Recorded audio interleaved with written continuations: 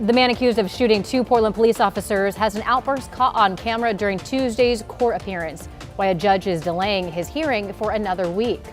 Plus, a controversial dish is sparking debate with Portland City Council members whether the idea to wipe foie gras off menus is expected to be served up again in the future. Also ahead, the Big Ten has dropped its schedule, what key dates Oregon Ducks fans need to mark on their calendars.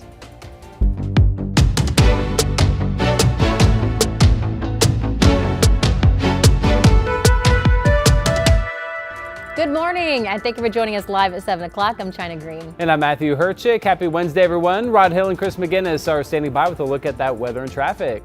Yeah, good morning. One of our stories is watching the potential of freezing rain, icing out in the Hood River Valley. Chris has been telling us about a 1-hour delay because of that for Hood River County Public Schools. Right now, radar showing that what was some light moisture is kind of pulled back. But the salmon colors into Hood River, that's the radar saying, well, it's freezing, there's moisture falling, could be some light icing there. You come into the valley, and we're actually pretty quiet right now. The rain amounts were less than 1/10 of an inch of rain last night. Portland currently dry in downtown, and you can see scattered mostly light showers. There is more rain offshore, and our shower threat will continue today. It is warmer out there. Some of you are in the 30s, but above freezing. Chehalem tasting room camera out in Sherwood showing the clouds and 46 degrees. So there are some significantly mild spots. We'll go 40 on average out the door this morning.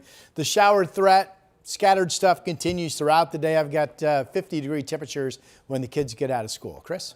Thank you for that. We pick it up with that traffic alert on the west side. I-405 southbound at the Cooch Burnside exit ramp. You can see tow truck on the scene here getting ready to pull this SUV out of the median. It flipped over about 75 minutes ago. They're close to getting this thing clear, but at the moment, the I-405 south exit ramp to Cooch and Burnside is blocked. You can see it right there. So traffic is backing up actually around that towards the Fremont Bridge.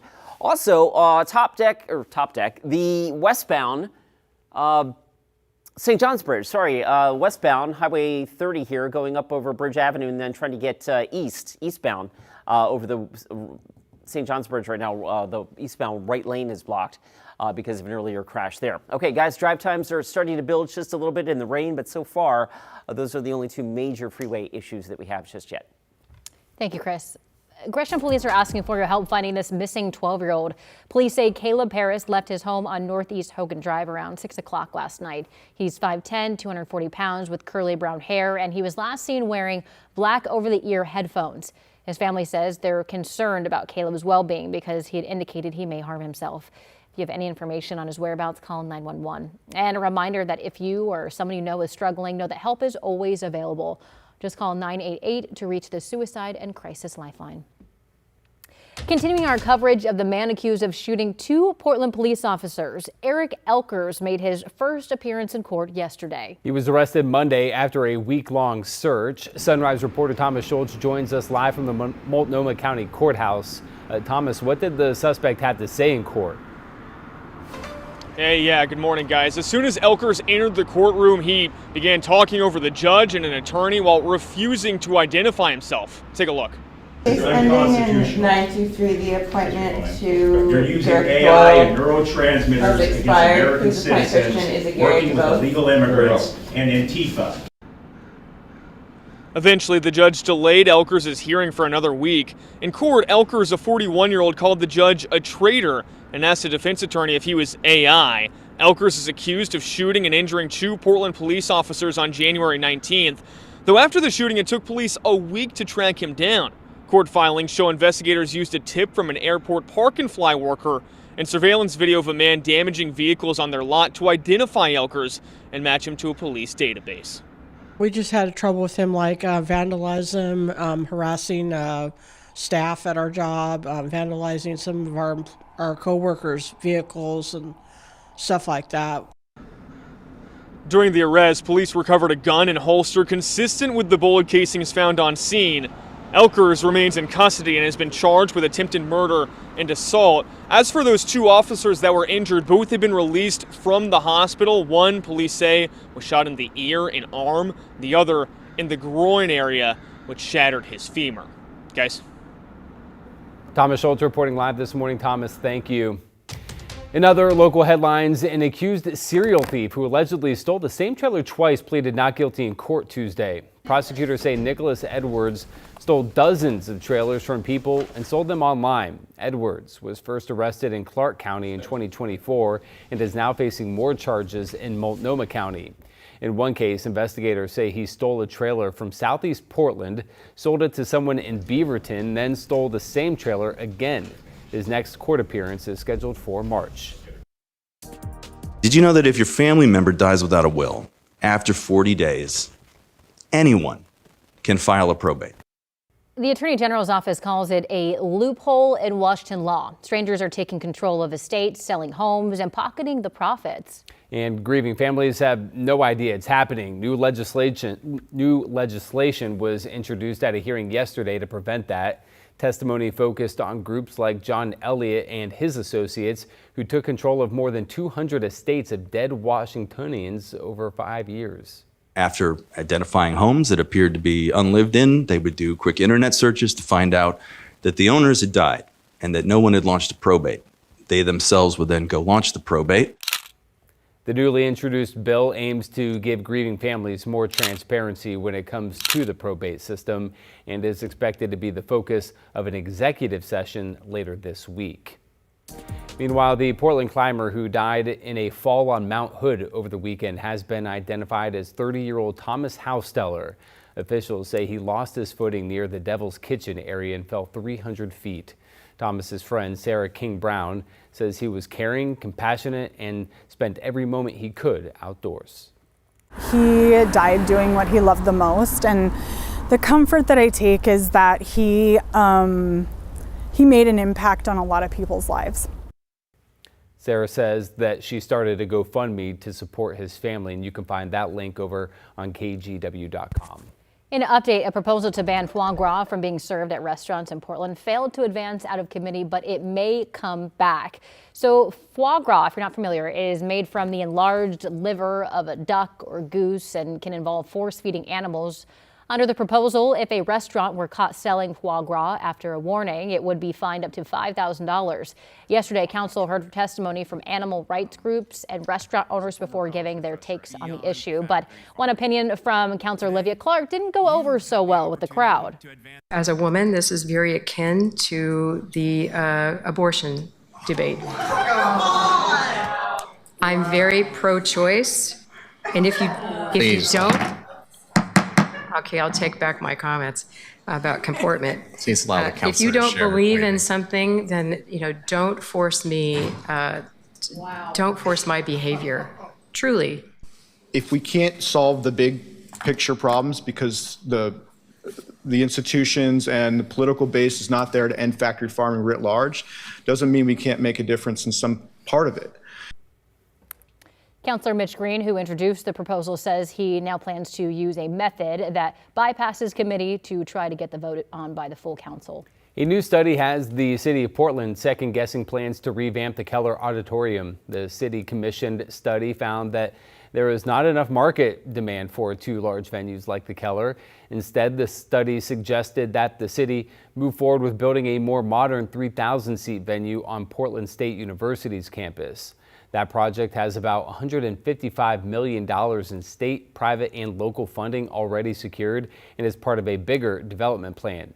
The city says this study is just a recommendation and that no definitive plans have yet been made.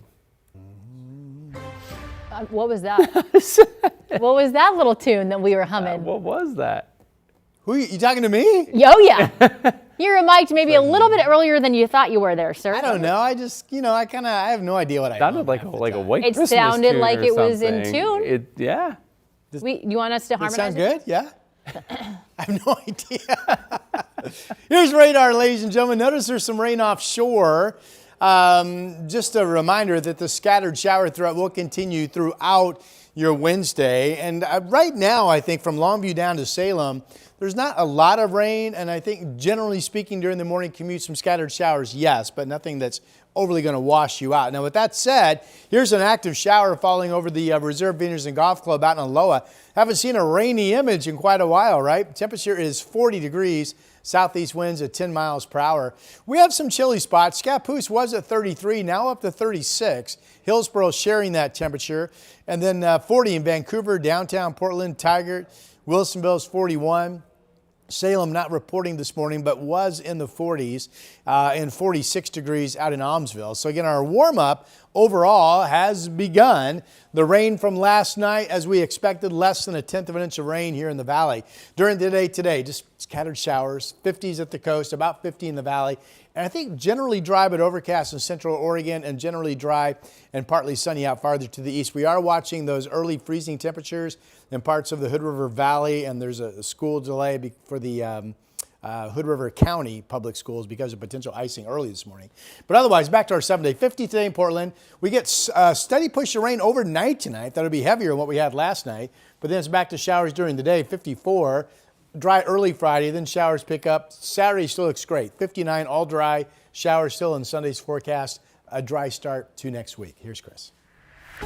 Rod, thanks for that. We pick it back up over on I-405 southbound. An earlier crash that had this exit ramp to Burnside Couch closed for about 90 minutes. That crash that's just cleared. Tow truck just swooped in and got that overturned SUV out of there. No word on any injuries, but at this point now the traffic impact should be lessening as they've got that exit ramp open. We'll give you the different perspective. And again, you can see the ramp is open and 405 South right there to the left of that is now rolling along a little bit better. We had an earlier crash on the top deck of the St. John's Bridge as well. This is Forest Park and Bridge Avenue over here. So eastbound was temporarily backed up, I should say, but it looks like that's rolling along okay now. And now we're back to our normal slow stuff as we get back into the swing of rainy day driving. There's your I-5 commute through Wilsonville. Traffic starting to pick up a bit there. 23 minutes right now gets you in from Wilsonville Road to downtown. Matthew? Chris, thank you. Well, we got the chance to hear from former Trailblazer Chris Dudley after he announced his run for Oregon governor. Dudley told us he wants to address the economy, education, and livability. He last ran in 2010 also as a Republican, losing to John Kitzhaber by a slim margin. Lived in Portland, played for the Portland Trailblazers, been active in nonprofits across. I have goodwill here, and I come from a family that's politically diverse. I have friends that are politically diverse, and I know I have the ability to able to communicate no matter which side of the aisle you're on. Dudley is joining a crowded Republican primary field with some 14 candidates. You can watch more of that conversation right now on KGW.com. The Big Ten has released its schedule for the 2026 season. There are the key dates for the Ducks here. They open the season on September 8th, home against Boise State. The first big game is their away game is on September 26th against USC. But here is where the season gets a little tough for the Ducks. They are playing back-to-back weeks in November. First at Ohio State on the 7th, and then hosting Michigan on the 14th. Go Ducks! Okay, there you go. The Ducks then close out the regular season at home against Washington on November 28th. That is the Saturday after Thanksgiving. Nobody likes the maize and blue. Hey, we head out onto ice this morning in the 10 to watch how this duo says they're competing with a bond that says it improved their skating. Plus, a little boy's wish to play in the NHL comes true. Coming up in the next half hour, more on the Seattle Kraken's newest member.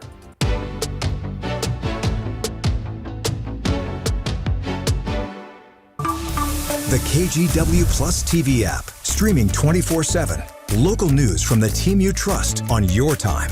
Track how the weather will impact your day. Certainly becoming increasingly hazardous. Extended, continuous coverage of breaking news, live from the scene. That snowpack is still heavy. Go deeper with in-depth interviews and exclusive reporting. All the local news you need, live or on demand. KGW Plus. Download on your TV and watch for free.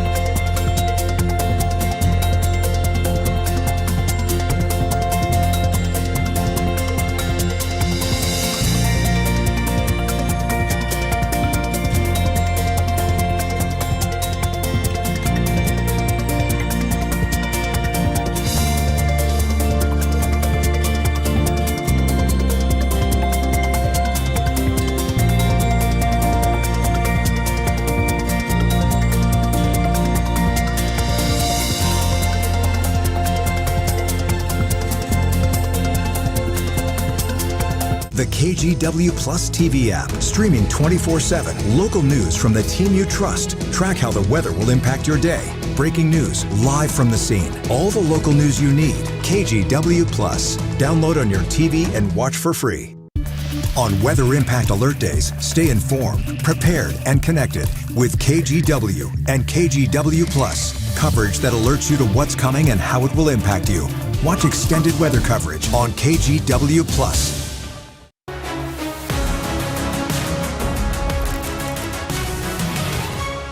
As athletes head to Italy, skaters Madison Chalk and Evan Bates are celebrating more than 15 years of skating together. Matt Renew has more on how their partnership turned marriage has propelled them to the top of the figure skating world. On the ice dance partners Madison Chalk and Evan Bates have a personal bond that goes beyond the rink. We have experienced so much of life together, working together, spending really all of our time together, and going through these incredible experiences that skating has brought us. The two have skated together for more than 15 years, but just after the 2022 Olympics in Beijing, just done with the Beijing Olympics, so it was a big milestone. We were doing this tour with Stars on Ice where we were going across the country. Bates, who's used to the pressure of being an elite figure skating athlete, had to steady his nerves. I knew the answer. I thought I knew what the answer was going to be, but still nonetheless, very sweaty palms. For a surprise proposal on a beach in Thailand to his ice dance partner. Shaky voice, very nervous, even though it was just the two of us. Now, this couple has a connection beyond what most athletes share. We just feel like our bond is really strong. Started as friends, became something more. Working together on music selections. We do the listening together. We really, like I said, put our brains together and come up with something that works for both of us and highlights our strengths and our passions for skating. With Madison designing their costumes, even for their competitors. She's designed costumes for herself, for me, and actually for some of the competitors in our discipline as well. So she's really a highly sought after designer. It's a partnership that works. They're the #1 ranked ice dancers and Olympic champions. All right, everybody. And we're at the center of attention for a surprise. 2 special people here with us in the museum today. At the U.S. Olympic Paralympic Museum in Colorado Springs. Not expect that. No, we did not expect that. Where they were honored with a signing celebration, putting their names permanently on museum panels reserved for U.S. athletes who have won gold at the Olympics. Truly an honor to get the full service experience and be able to sign something that's going to live in the museum. It's really an honor. We walk in here and we feel the history. Now in Milan, Italy, they're competing with a bond that's improved their skating. Absolutely. I think our relationship has only fueled our skating passion even more. We're so dedicated to each other and to our craft that everything just aligns when we put our brains together. As they work together for gold. We definitely want to shoot for the gold medal in the individual event as well. We feel like that's something that has been at the top of our goal list for a long, long time. And this time as husband and wife. Now as husband and wife, it feels like stronger than ever. I feel like if you can handle the pressures of going for a gold medal as a couple, then like anything that comes along in your marriage, you're probably pretty prepared for. Working and also like being I know we married. talked about that earlier. I mean, I spend 8 hours a day with this guy, and every time at the end of the shift, I'm like, You're get I'm me ready. home. I'm ready to go. Hey! Get off of me.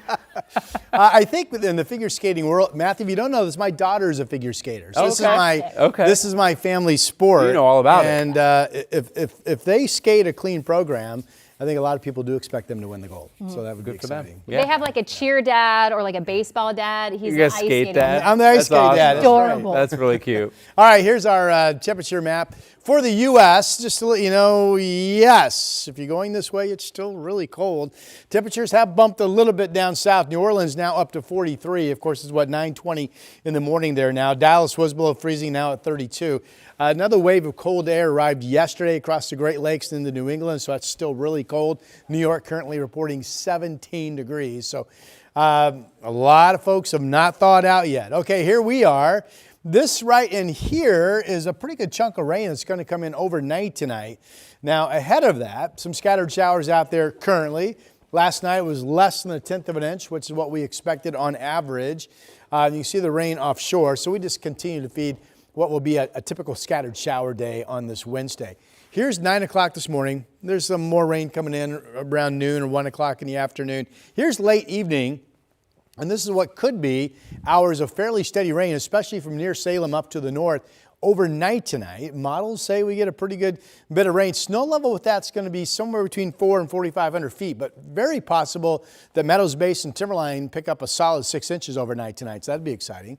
Here we go with rain amounts today, like last night. Not a lot, generally less than 1/10 of an inch of rain up and down the I-5 corridor. And then if you add the rain that's coming in overnight tonight and a bit of rain on Friday afternoon as well, you push the coast up to about an inch, which means they could get a 1/2 of an inch of rain just tonight or more. And Portland should get a 1/4 of an inch to maybe closer to 4/10 of an inch of rain out of those figures just overnight tonight.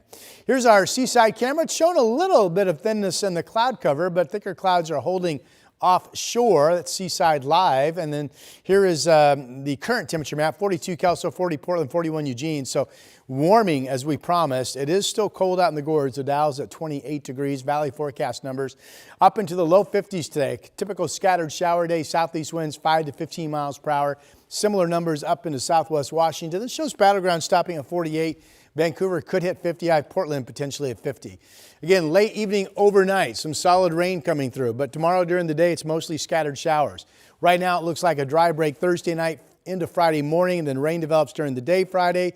That's all gone by the time you wake up Saturday, and Saturday still looks to be the dry day of the weekend with a high of 59 degrees. All right, here is Chris McGinnis. I think we'll be out on the family bicycle ride on Saturday. All right, let's get you out the door. We start off with a couple of things. So earlier trouble, I-405 South. The Burnside Cooch exit ramp was blocked because of an overturned vehicle on the exit ramp for about 90 minutes. That has cleared. Traffic is rolling again, so that's good. Here's the St. John's Bridge, the upper right-hand part of your screen. We had an earlier crash there as well, westbound on the east end of the bridge. That has cleared. Let me try that again. It was eastbound on the west end of the bridge. In any event, I'll get my directions right. What the important message here is that crash has cleared. I-5 into Wilsonville is now a little slow. Let's take you down there. I'm not sure what's hanging up the drive. Maybe it's just a busy traffic morning here from Arndt Road up past Charbonneau and up and over the Boone Bridge. Right now, that trip in from Wilsonville has jumped up to 25 minutes. And at last check, it's a 26-minute ride in from the west side from Hillsborough to downtown. Matthew? Chris, thank you. A year after the deadly in-air collision in Washington, D.C., the NTSB is releasing details of how it happened. That after the break. The KGW Plus TV app, streaming 24/7. Local news from the team you trust on your time. Track how the weather will impact your day. Certainly becoming increasingly hazardous. Extended, continuous coverage of breaking news live from the scene. That snowpack is still heavy. Go deeper with in-depth interviews and exclusive reporting. All the local news you need, live or on demand. KGW Plus. Download on your TV and watch for free.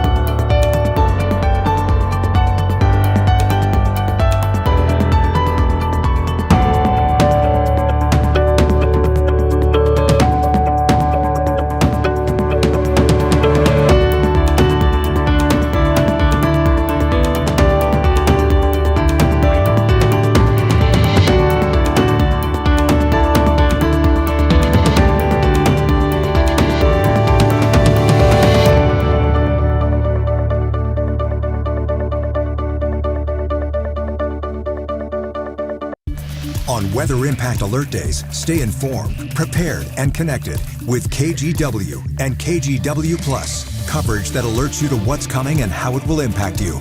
Watch extended weather coverage on KGW Plus. The KGW Plus TV app, streaming 24/7. Local news from the team you trust. Track how the weather will impact your day. Breaking news live from the scene. All the local news you need. KGW Plus. Download on your TV and watch for free. The National Transportation Safety Board is sharing some of its investigative findings nearly 1 year after a deadly midair collision between an American Airlines regional jet and a military helicopter. The NTSB board chair says the crash should never have happened. The board shared never-before-seen animation depicting the midair collision from the point of view of the helicopter pilots. And this image from investigators shows where the Black Hawk made contact with the American Airlines jet. Another image shows the chopper after the crash. Examination of the recovered wreckage indicated that the helicopter's main rotor contacted the underside of the airplane's left wing, resulting in the outboard section of the wing separating in flight. According to the NTSB, the route at the time of the collision allowed the Black Hawk to fly as close as 75 feet below planes descending to land. Within weeks, the Trump administration announced changes to helicopter routes around Washington. The NTSB's final report is expected in the next few weeks. Families of passengers are suing over the crash. The city of Portland is allocating millions in unspent housing money. What they're considering could be the best use of that money. Plus, a father-son moment is going viral, the gift that has a lot of Seattle fans jealous.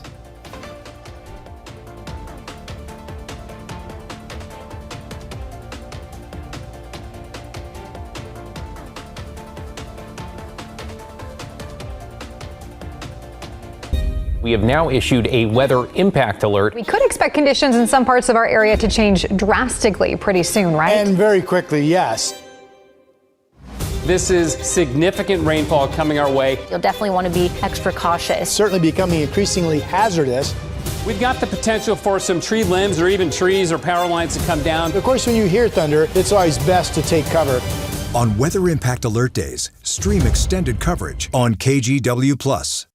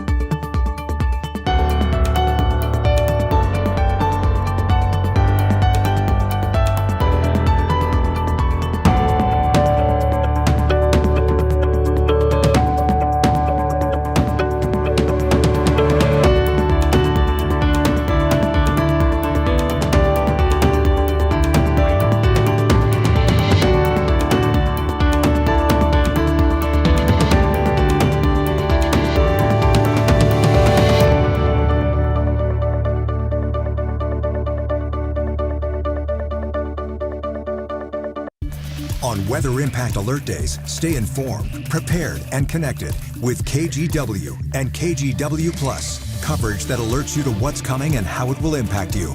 Watch extended weather coverage on KGW+. The KGW Plus TV app, streaming 24/7. Local news from the team you trust. Track how the weather will impact your day.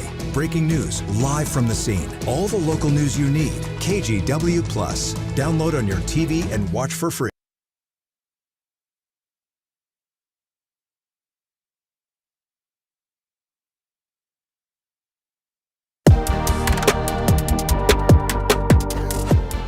We're coming up on 7:29 on a Wednesday morning drive. Let's get a look at the freeway system there. A little slow into Wilsonville. Headlights there headed northbound on I-5. And that slowing starts all the way back past Charbonneau towards Arndt Road. So give yourself a few extra minutes there. Over on the west side, the inbound Sunset now up to about 26 minutes to get you in from Hillsborough. Rod, it's raining.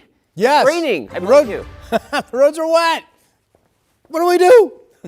There's some more rain offshore, by the way. You can see it right there. So far, this has been just kind of harmless scattered showers. Less than 1/10 of an inch of rain has fallen in Portland.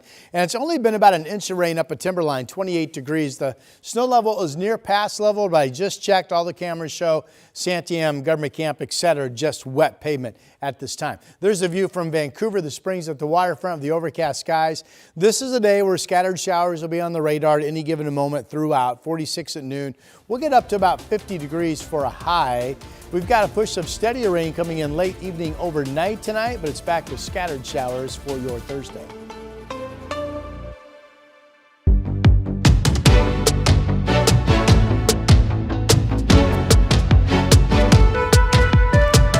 Good morning. Volunteers and wildlife officials are working around the clock to rescue cold, stunned sea turtles along the South Texas coast.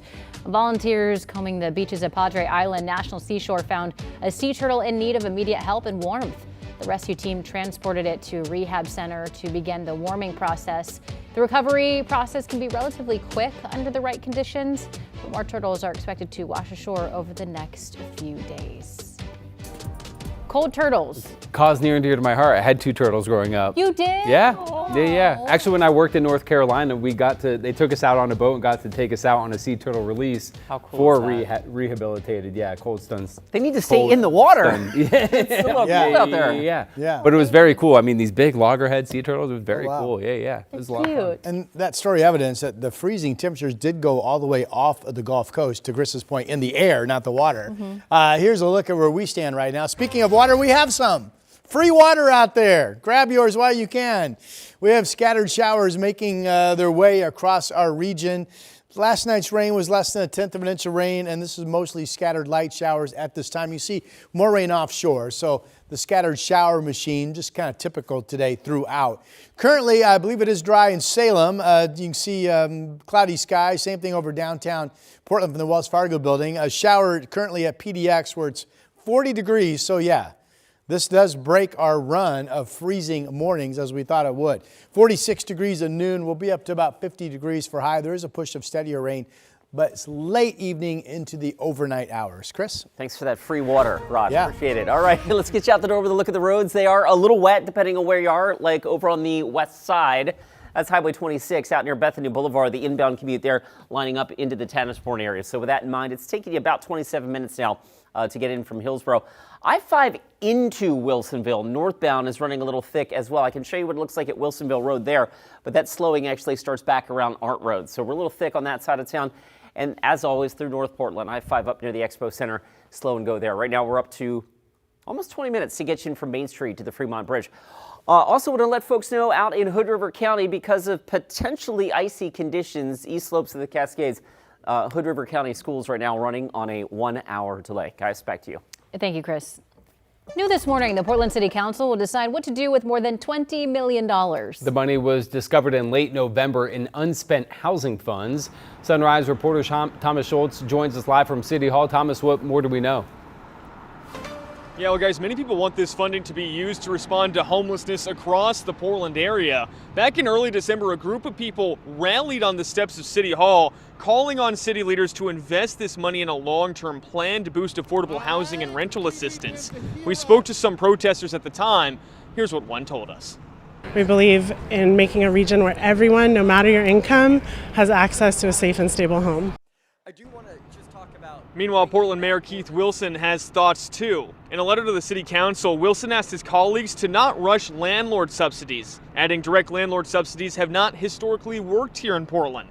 Wilson instead is urging the council to ensure this money is spent in a fiscally responsible way, though some City Council members have argued that Portland needs a change. One is Candace Avalos, who said that adding that rental assistance and housing vouchers is a great way to keep people in homes and off the streets. So clearly some mixed opinions from city leaders, which could lead to a pretty interesting City Council meeting this morning. Guys. Thomas Schultz reporting live. Thomas, thank you. Now to new developments in the second deadly shooting in Minneapolis by federal agents. A report from Customs and Border Protection to Congress shows 2 federal agents fired shots during the encounter with Alex Preddy. It also says officers tried to take Preddy into custody and he resisted. According to CBP, during the struggle, a Border Patrol agent yelled, quote, "He's got a gun multiple times." Homeland Security says Preddy was armed with a 9mm semi-automatic handgun, though videos do not show him holding the firearm, and it appears that he was shot after an agent disarmed him. Meanwhile, President Donald Trump promising that there will be an honest investigation. Here's what the president said about the shooting. A very, very unfortunate incident. I don't like that he had a gun. I don't like that he had 2 fully loaded magazines. That's a lot of bad stuff. Also in Minneapolis, Democratic Congresswoman Ilhan Omar was sprayed with some sort of liquid during a town hall last night. A man approached the stage and sprayed Omar with an unknown substance shortly after she called for Secretary Kristi Noem to resign. He was charged with assault, and the Congresswoman was screened by a medical team and said she was okay. Meanwhile, multiple people were detained by federal officers in Eugene during an anti-ICE protest Tuesday. This was the chaotic scene as federal officers and protesters clashed during a series of confrontations that started around 1 p.m. You see one person pinned in the streets as protesters gathered around. Eyewitnesses say at one point the officers deployed chemical irritants and pepper balls. One protester who was detained described what happened after she was released. Grabbed me, put me in handcuffs, and then they dragged me into the building with probably 4 of them, carrying me from different limbs. And then once I was inside the building, they put me on the ground and they were sitting on my legs and kind of hyperextending my ankles. And they really scuffed and bruised up my body. It's unclear exactly how many protesters were detained. And in Portland, hundreds of people gathered near the grounds of the VA hospital for a vigil honoring Preddy's life. McCarty spoke with some of the people who showed up. On a winding road in southwest Portland, I was just horrified. Demonstrators lined the street calling for justice for Alex Preddy, shot and killed Saturday by federal agents in Minneapolis. It shouldn't be acceptable to the people on the left. It shouldn't be acceptable to the people on the right. These are common values. Doctors, nurses, and other healthcare professionals joining the ranks, including Joanna Beauvais and Becca Winters. Alex Preddy would have cared for the people who shot him in the hospital. And no matter what, I'm a physician. I will care for every person who comes to my door. And that's what the kind of person that was murdered would do. It's devastating, it's heartbreaking, and it really truly hits home. And when you mess with one nurse, you mess with all of us. Friends, family, and colleagues of Preddy, a 37-year-old intensive care nurse at a VA hospital in Minnesota, described him as a kind-hearted soul who cared deeply for his patients, someone who wanted to make a difference. He was such a gentle man, and he was trying to help someone who'd been pushed down. And then they pushed him down. They took his gun away, which he had a legal right to have. Top DHS officials, including Secretary Kristi Noem, characterized Preddy as a domestic terrorist in a press conference Saturday, something wholeheartedly rejected by this peaceful crowd. We all have to have the courage that Alex had to help our neighbors, to help the people we know and the people we don't know. The veterans who are here today, they fought for our freedom to protest and to vigil, and we feel like that's being compromised. Alma McCarty, KGW News. A fight appears to be brewing over what the nurses union is saying about ICE agents inside local hospitals. The Oregon Nurses Association says ICE agents are entering Legacy Emmanuel Medical Center in North Portland and bringing in detainees that have been injured. Here's how one union spokesperson described the situation. Not being properly identified, wearing plain clothes, being in areas that they're not supposed to be where they could potentially see protected patient health information, and perhaps most alarmingly, that ICE agents have been hurrying care, at sometimes disregarding the advice of providers. Legacy Health, however, says statements like that are not true. The hospital issued a cease and desist letter to the union, writing, quote, "ONA must cease and desist from making any false or misleading statements regarding LEMC's policies.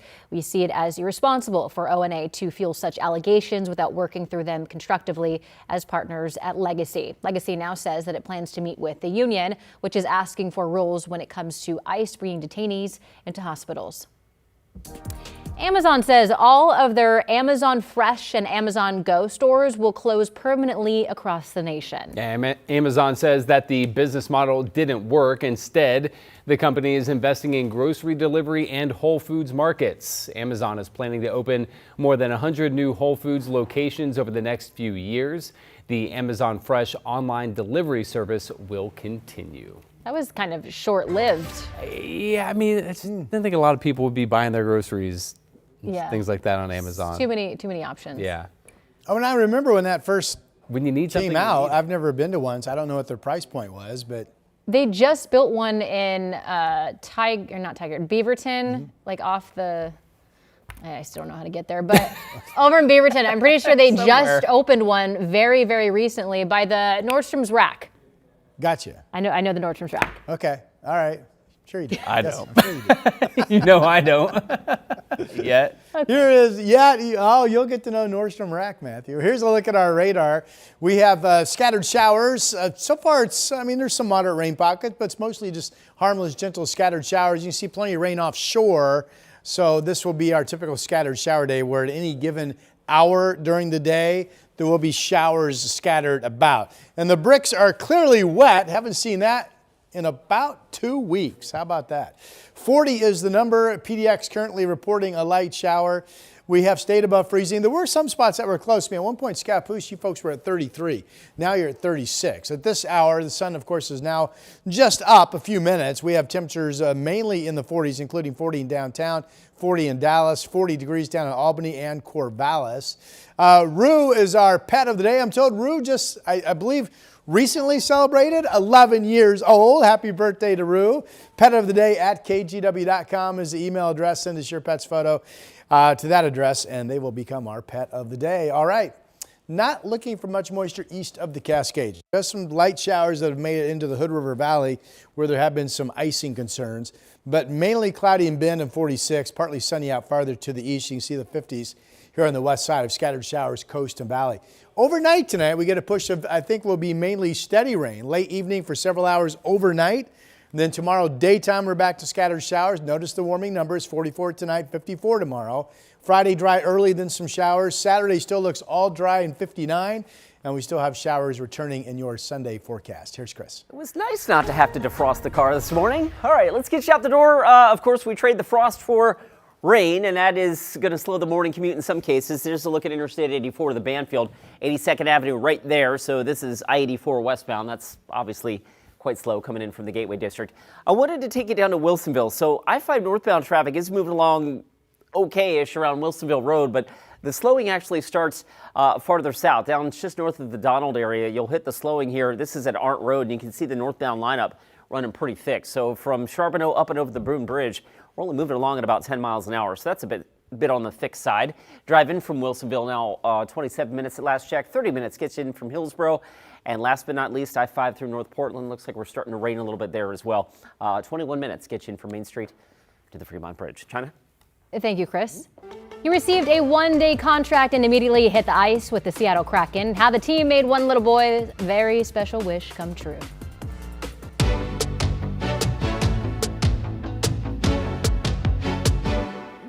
On Weather Impact Alert Days, stay informed, prepared, and connected with KGW and KGW Plus. Coverage that alerts you to what's coming and how it will impact you. Watch extended weather coverage on KGW Plus. The KGW Plus TV app, streaming 24/7. Local news from the team you trust. Track how the weather will impact your day. Breaking news, live from the scene. All the local news you need. KGW Plus. Download on your TV and watch for free.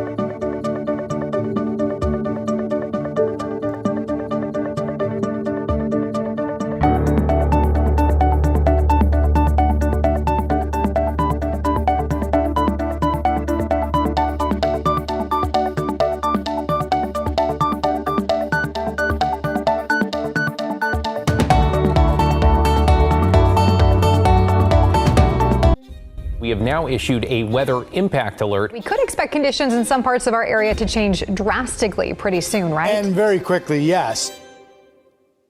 This is significant rainfall coming our way. You'll definitely want to be extra cautious. Certainly becoming increasingly hazardous. We've got the potential for some tree limbs or even trees or power lines to come down. Of course, when you hear thunder, it's always best to take cover. On Weather Impact Alert Days, stream extended coverage on KGW Plus. But this is the moment a Washington father realized his son surprised him with tickets to the NFC Championship game at Lumen Field. The video going viral, and it's getting the attention of the Seahawks and the NFL. Madison Wade with our sister station Seattle caught up with the young man behind the surprise. On his way to Soto, this father from Shelton had no idea what was coming his way. My parents have worked so hard their entire life, and I just wanted to try to give them cool experiences that, I feel like they've missed out on. Irvin Garcia, a first-generation medical student at UCLA, decided to surprise his father with tickets to the Seahawks NFC Championship game. I'm just going to go for it.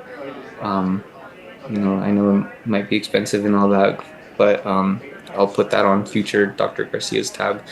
And I just went for it. And walking near the stadium, that's when it finally hit him. I just pointed the camera at him, and we were like right outside of Lumen Field, and he just kind of took it in and was like, "Oh, we're here. We're really going to this game." His father, overcome with emotion, takes it all in. Just months ago, walking into Lumen Field wouldn't have been possible for him. He just recovered from a serious stroke. Any type of stroke is just one of the scariest things, red flags, or just like a can't miss diagnosis. Irvin, studying to become a doctor, immediately came to his father's side to help. And as his father regained his strength, they leaned on each other and on football. Part of our therapy was actually throwing a football around, just because that was something that we sort of bonded on. That bond continued to the NFC Championship game. Seeing the Seahawks win and go to the Super Bowl felt like their own Super Bowl in a way. But there's certain moments, in our life that I feel like you just have to experience it, and value our families and our loved ones, because that's something that's, it's not going to be there forever. Seeing how quickly life can change, has really made me cherish life a lot more. So that was our Madison Wade reporting. The only thing that this 3-year-old boy wanted in life was to be on a hockey team. But when you live in Anchorage, doing that means traveling somewhere that has an NHL team. Yeah, Caleb Seidel is a huge Seattle Kraken fan. He also has leukemia, and this past weekend he and his family made the trip to Seattle with the Make-A-Wish Foundation to live out his dream of being on a hockey team by signing a 1-day contract. The thing that stands out to me the most is I don't think I fully understood the nature of Caleb's wish. I knew he wanted to be in a hockey environment, watch hockey, play hockey, but his original wish was to be a hockey team. And especially on the day when we went to the practice facility, the things that brought him the most joy were just experiencing what it is like to be on a hockey team and to be a player, and just be in that environment. So just kind of to see his dream come to life and really understand it. That's incredible. I mean, good for him. I mean, that dream of a lifetime right there. And he looks so Good cute. for him, he does. I don't know what the population of Anchorage is off the top of my head. 12. I've been there, but it was years ago. 12 is the population of Anchorage? No, but you think, if they had an NHL team, I think the entire town would probably show absolutely. up No to kidding. support it, right? Yeah, absolutely. Yeah, let's get on that. Good for him. Here's a look at our satellite imagery. We've got scattered showers out there. We have wet roads from the showers last night. As expected, the first measurable rainfall in roughly 2 weeks has arrived. It hasn't been a lot so far, less than 1/10 of an inch of rain in Portland. There's another chunk of rain out here. This one, I think, has the potential to be maybe 4, 5, 6 hours of mainly steady rain overnight tonight. That should give us at least over 1/4 of an inch of precipitation as it comes in. Now, in the meantime, this is what we have. Just a typical scattered shower day. That could be a heavier shower mixed in, but most of the time, it's just going to be some harmless passing showers. Here's Futurecast, 9 o'clock this morning. That chunk of rain that is offshore right now, there it is along the coast at 9 o'clock. And then if this is correct, our rain would pick up getting closer to noon. We have a little surge push through the early afternoon hours. Here's late evening around 10 o'clock, and this is that push of steadier rain that I expect late this evening, overnight tonight, That breaks into showers tomorrow morning. Here's Timberline.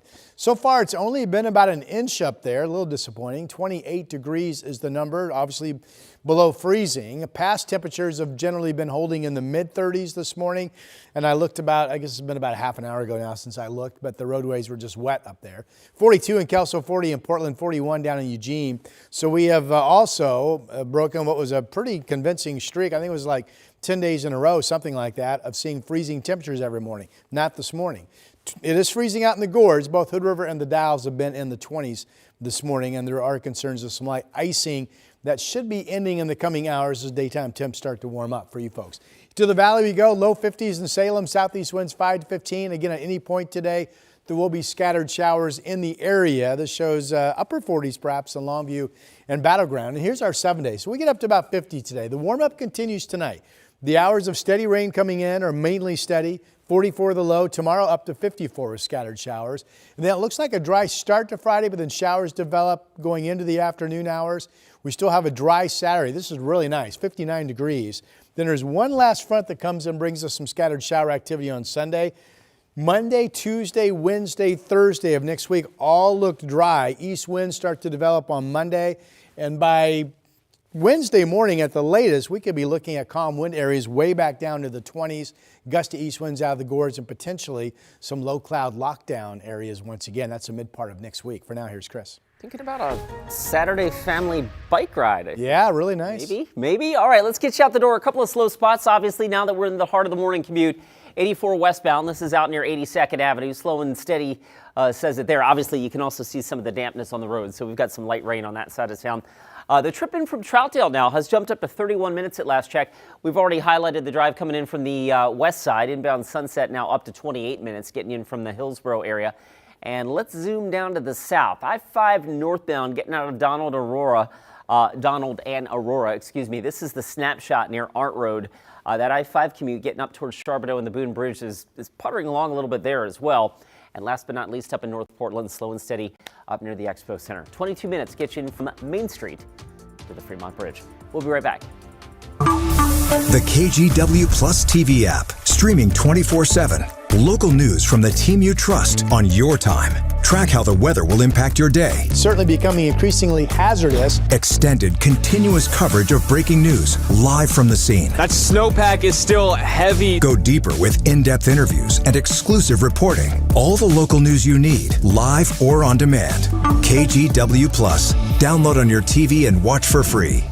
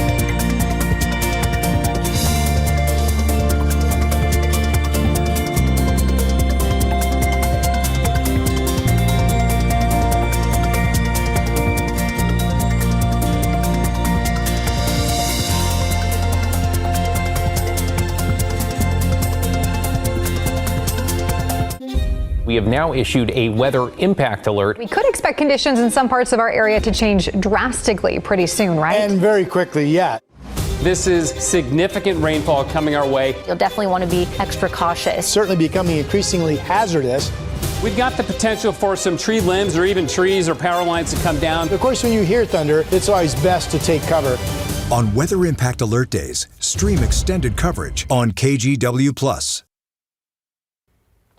This weekend's winter storm and bitter cold have caused prolonged power outages for hundreds of thousands across the southern U.S. The damage from ice and cold was most significant in areas from Texas through Louisiana and Mississippi into Tennessee. Yvonne Rodriguez joins us from Nashville with the latest on the power recovery efforts.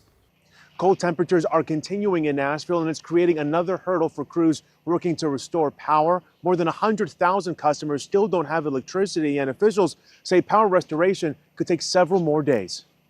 Around 100 million people are under cold alerts for frigid temperatures that will stick around for days. More record lows are expected in the south and east through at least this weekend. We could be looking at a while before a lot of people see power, even potentially into next week. And with the weather right now, that's a concern. In Lafayette County, Mississippi, a majority of customers are still without power. Crews there are facing challenges with the cold weather and debris from trees. Due to the impact of the trees falling, power lines snapping, the roadways are very impacted from that, and that just delays the linemen being able to get to those areas because we've got to get all that debris cleared out. The governor of Mississippi deployed about 500 National Guard members to assist with debris cleanup and traffic control. Still, it takes time. A similar obstacle faced by crews in other southern states like Tennessee. We've already had a few scenarios where lines have been restored on one stretch of a roadway, and just around the block, another line will come down as a new branch falls. Over 30 storm and cold-related deaths were reported across several states, including Tennessee and Mississippi. The main cause of death has been hypothermia. In Nashville, I'm Ivan Rodriguez. Coming up at 8, KGW Sunrise continues live on KGW Plus with a new look for the very anticipated James Beard Market. The details architects are now including after uncovering the building's original frame. We'll see at the top of the hour. At 8 o'clock.